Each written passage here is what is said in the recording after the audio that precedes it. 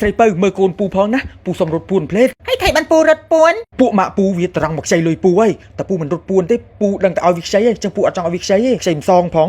អីគ្រាន់តែមិនឲ្យលុយគេខ្ចីក៏រត់ពួនដែរពូមិនរត់ពួនធ្វើម៉េចងាយស្រីពៅមានវិធី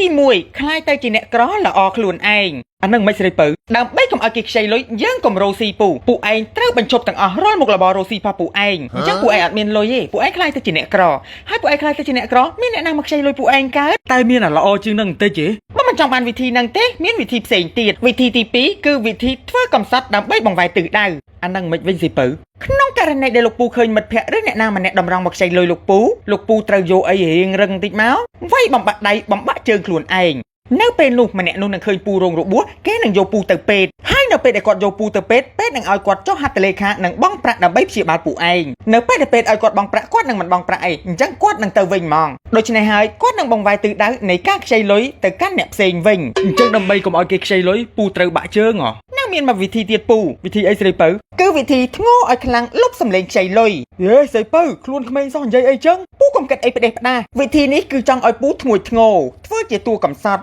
អត់លុយនៅពេលដែលពូឃើញអ្នកណាម្នាក់តម្រង់មកខ្ចីលុយពូ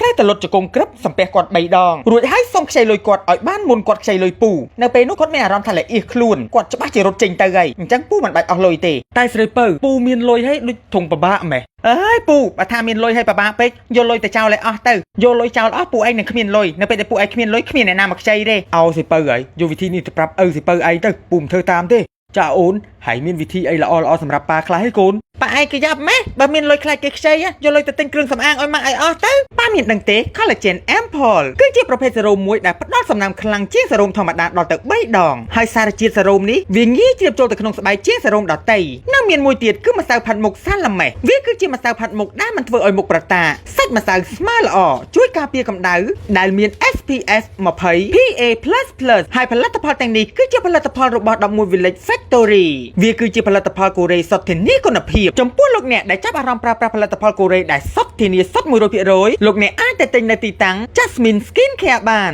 ឬលោកអ្នកអាចតាក់ទងតាមរយៈលេខទូរស័ព្ទដែលបានបង្ហាញខាងក្រោមនេះជា Facebook ផ្លូវការរបស់ Jasmine Skincare